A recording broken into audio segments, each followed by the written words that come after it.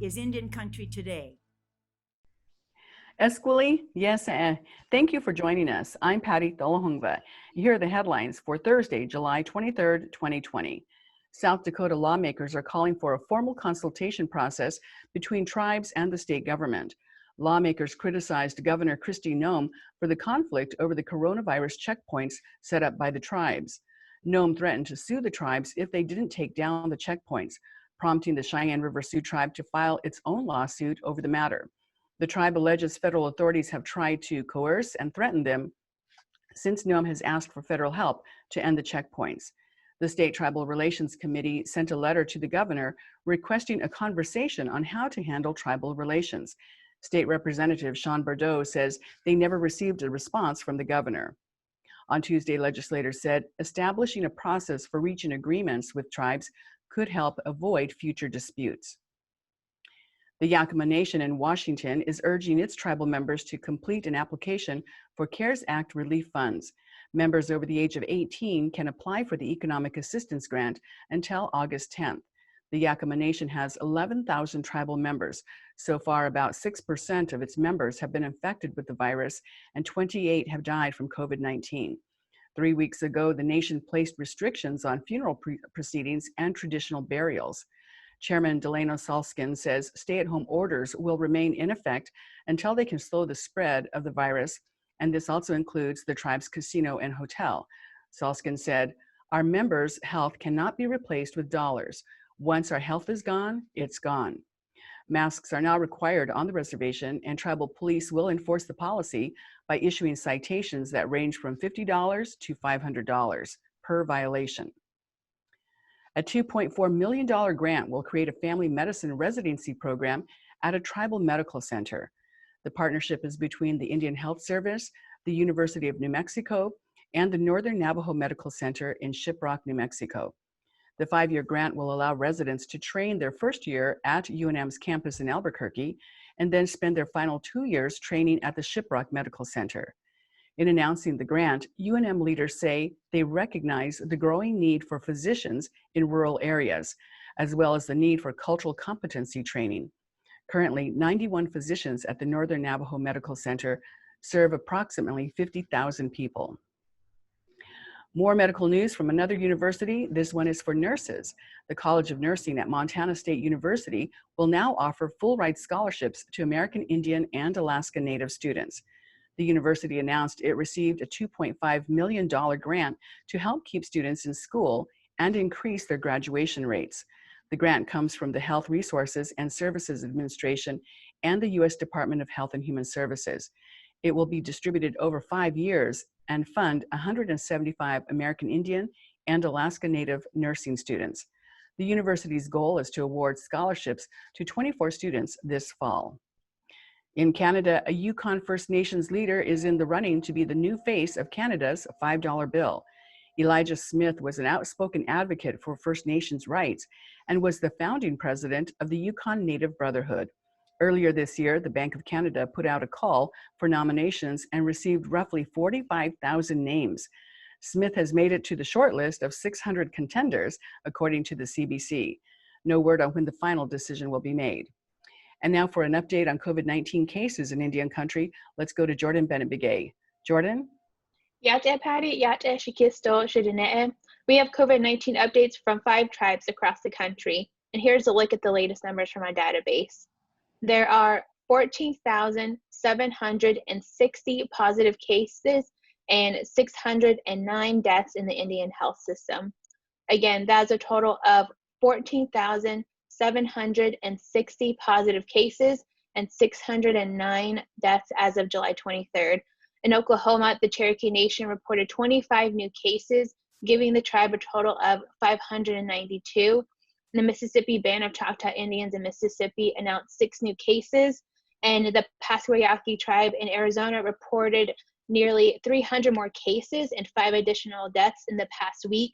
The tribe has a total of 924 cases and 18 deaths, Patty. And again, Indian country is keeping track of the positive tests throughout tribes, websites, news releases. And so once we get this information, we reach out to the tribe and verify the numbers. Wow, that seems like a significant increase at Pasquayaki, Jordan. Thank you so much. Yeah. And we'll be right back.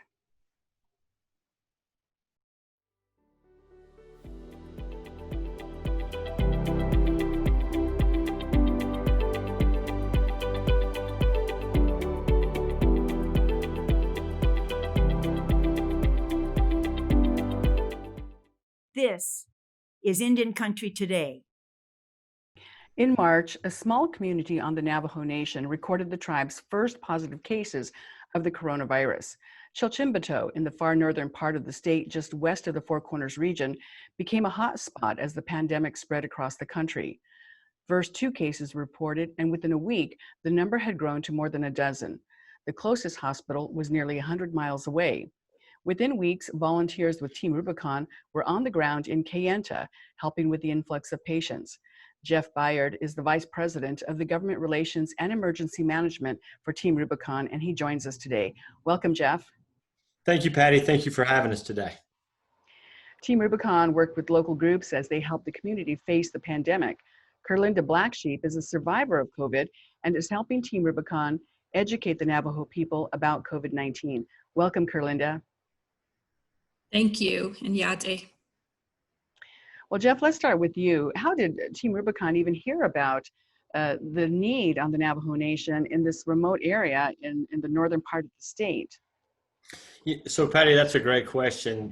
Part of emergency management is relationships. So I actually got called by some of the senior staff members at Health and Human Services to see what capabilities Team Rubicon could provide in the Navajo Nation.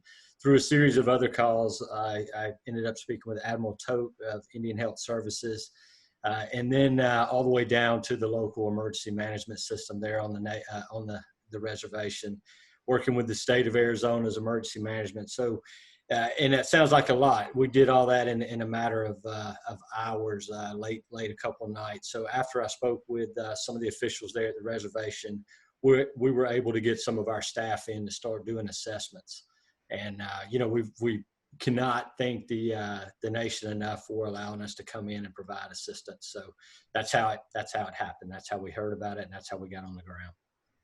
And your teams deploy rather quickly. Within 10 hours or within so many hours, you can have 10 people on the ground anywhere pretty much in the world to start assessing the damage and the need that is there. Yes, ma'am. We have right now we have a little over 120,000 volunteers. We call those volunteers gray shirts. That's our uniform. And as you know, we're primarily a veteran-based organization. So our volunteers, our staff are familiar with movement quickly and have skill sets that can bring to bear. I will point out, Patty, though, with COVID, we had to shift, as many others, our model of how we operate. And this was our largest domestic medical missions that we've done, and specifically in the reservation was our largest. So, it really allowed us to put our volunteers in a great place of need and do some good work. And so your team deployed to Kayenta, which is, that's the closest medical center to Chilchimbato, and then Tuba City is also up in that area there. But long distances to travel for medical help. How many people do you have on the ground in Kayenta, and what are they doing? So we had at total peak a little over 65 volunteers on the ground with some of our full-time incident management staff. We were able to support not just at the medical center, but actually with the EMS folks on the ambulances. We've rendered aid or helped assistance with over 2,000 patients throughout our time on the reservation. And, we've been there from the start, from the time we hit the ground. So, we will do, one of the unique features of Team Rubicon is we're going to get to a yes. So, we may come in to do one mission, and if there's a need there and we can do it, we'll figure out a way to get to yes. And again, the support from the reservation, the support from the Navajo Nation is really the key. We're there to support the need, and we feel like this has been a very successful mission. All right. And Kayenta, you're a resident of Kayenta, and tell us about what happened with you as a COVID survivor and also working with Team Rubicon. So we currently live between two areas that became the hotspot immediately right from the get-go in March. So between Shanto and Chochimbato is where we live. And we were very safe, following the CDC guidelines as far as disinfecting, wearing masks, and being careful, and doing the president's stay at home, stay in place order. But we contracted it, and it came into our home, and my husband was the first to become positive, and my son, who was 10 years old. And later on, it was myself a week after. And at that time, my husband had been flown out. He was intubated, and he was in an induced coma for over a week. And we had regular visits to the emergency medical services in Kayenta, who are, mostly friends and family of mine, because we are a part of the community. And over the time, I do know that they run very low on support. They were getting sick themselves. And so when Team Rubicon came in, it showed quite a bit of relief for the community to have the added support and to see the volunteers in the gray shirts, and also to know that they were coming with a wealth of information, a wealth of training and experience. And it was quite a welcoming and blessing lift for the community to get that support from Team Rubicon. And they have been a part of our family, checking on us, and also now doing a project with them to create recordings and videos for community members and also Navajo Nation members who have not contracted the virus but don't know much about it and are still following orders. And it does weigh heavy on you when you don't know, and also the anxiety of what happens. And so all of that information has been very important. Our family has been very active in giving information, and we continue to support. And does that also include language translations? Because in that area, there are a number of Navajos who still speak, Navajo fluently, a lot of elders. Are you also helping Team Rubicon with translation of medical terms, or even any kind of help? In several of our recordings, yes, we have had messages in Navajo, and using the language to convey to the elders and those in places where their primary household language is Navajo or Dene language.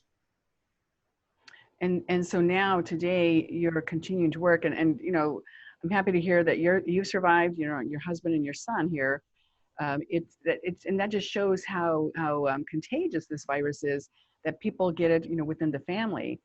And so today, what is your work with Team Rubicon? How are you continuing to help out?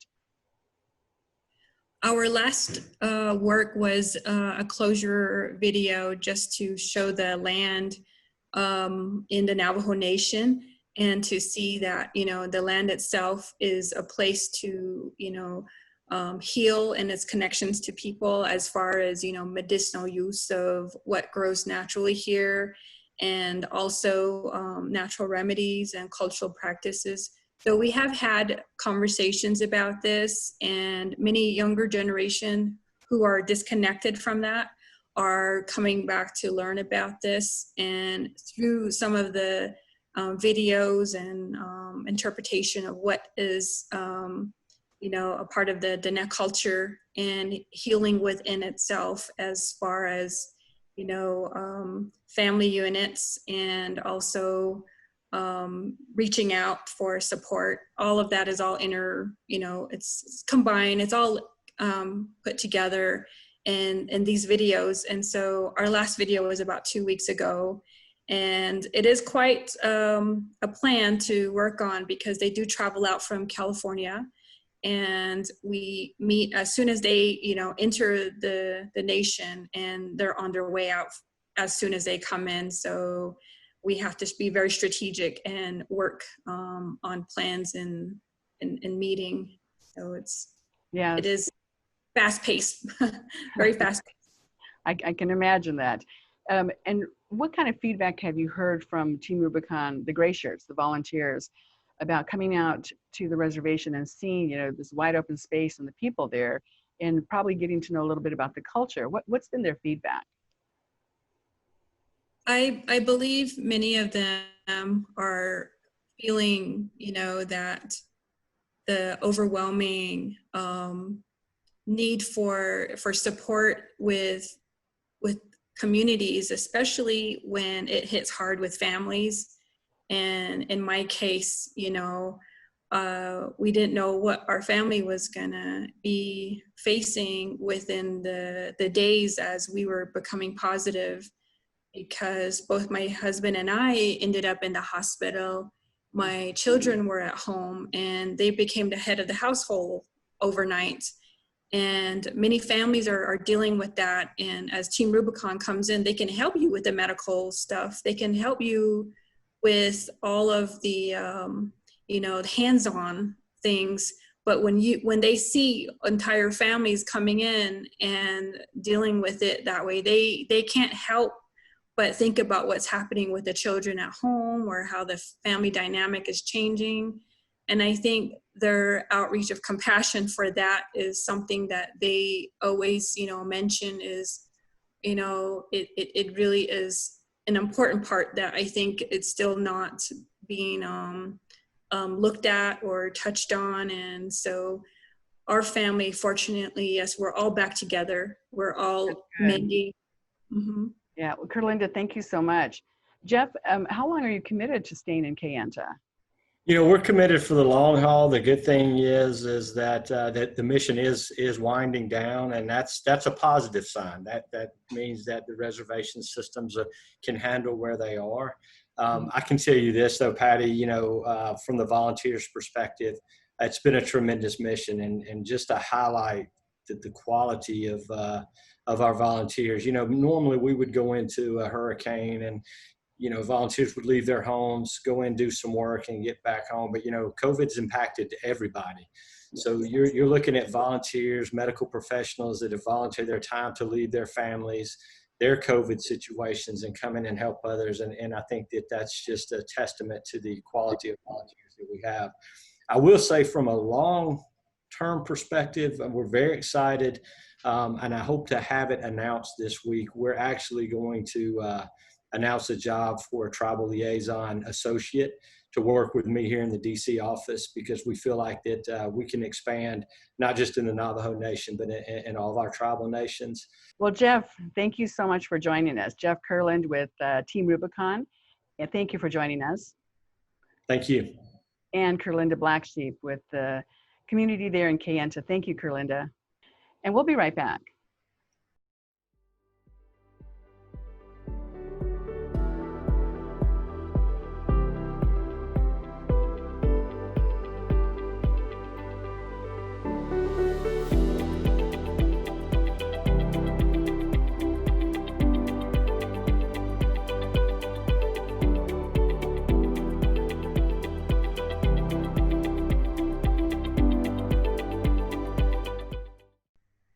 Welcome back. Aaliyah Chavez is a reporter producer for Indian Country Today, and she's been following the campaign trail. Welcome, Aaliyah.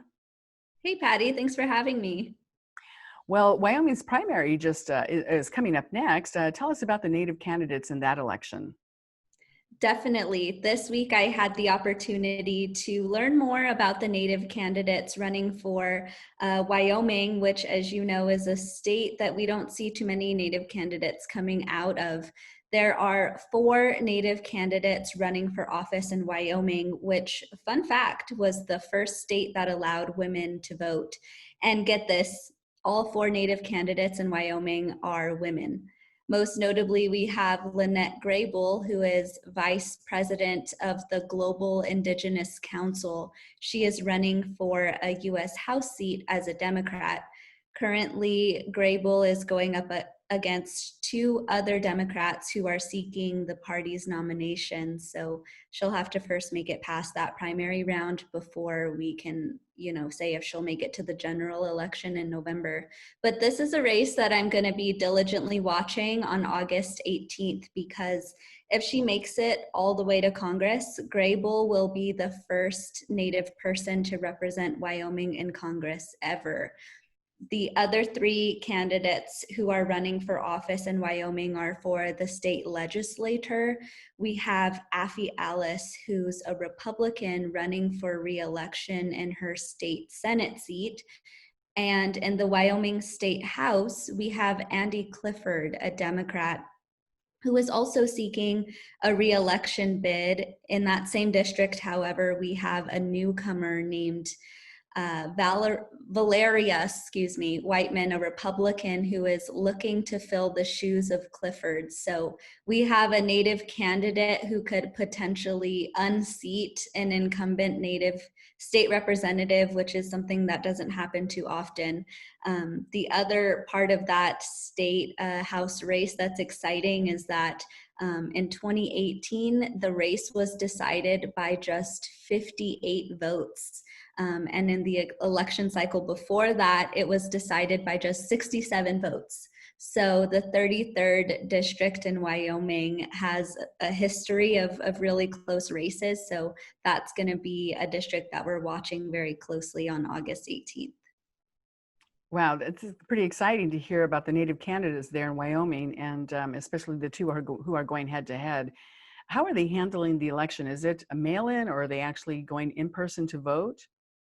It is mail-in. So from what I've heard, the other thing to note of the two women who are going head to head, Andy Clifford and Valeria Whiteman, they actually have known each other since high school, and so they are, about the same age, and they're just running on different tickets. So that's really exciting. And second, they actually, are just really excited for August 18th, and they're both running unopposed in their primary. So we can definitely expect to see both of them facing off against each other in November. Well, that is exciting, because all of this is leading up to our election coverage in November, when Indian Country Today will have a coast-to-coast a live coverage on election night. So that's exciting. The other news that we're looking at is Joe Biden put out a job notice a couple of weeks ago to hire a Native American liaison to help with his campaign. And they hired somebody just recently. That's right. Clara Pratt, who's Navajo, was hired in mid-July as the Biden campaign's National Tribal Engagement Director. We weren't aware of a major position in Indian country on this campaign before, so really Pratt's hiring is the first major Native hiring in this election cycle. A little bit more about Pratt. She's the CEO of Strongbow Strategies, which is a multidisciplinary firm that offers technical and facility support to companies. And she also formally served as the chief of staff for Navajo Nation President Russell Begay. And in 2019, she was named a top 50 entrepreneur by the Native Business magazine. Wow. So any idea what's on her schedule now? Is she, again, in this time of the pandemic, people really can't go out and meet constituents. They can't meet voters and hold rallies. So any idea of how she's going to reach out to tribes to help the Biden campaign? Definitely. I spoke with her a little bit earlier this week, and she said, because she just started less than 2 weeks ago now, that she's really just trying to get a feel for things. She actually started on this campaign as a volunteer to sort of help shape policy in Indian country. And as you mentioned, when this job title was sort of publicized, she thought, should I do it? Should I not do it? She actually has 2 young children, and as many people know, campaigning is a 24/7 job. So she wasn't sure. She told me if she should, put her name in the running, but she did. And she said she's really excited. So she's really building that staff. She also did tell me that the Biden campaign is going to hire more Native staff as the campaign continues. So that's something to look forward to. Wow. Okay. Well, we'll watch for that too. And so, what's next on your plate in recovering the race in the primaries? Definitely. There's a number of primaries happening in August that we have many Native candidates who will be participating in. There are actually 8 Native candidates running for Congress who have primaries in August. So, it's going to kick us off on August 4th in Kansas, where Sharice Davids is going to be running for re-election. And then we'll, go off into the states of, off the top of my head, Hawaii, Alaska, Wyoming. So we're just definitely going to keep tabs on that. And people can definitely stay tuned to IndianCountryToday.com for live election results on those primary nights. Okay, Aaliyah Chavez, thank you so much for joining us. Thank you. And thank you for watching. Take care of yourselves. Your life is precious. I'm Patty Thalohungva. Join us again tomorrow.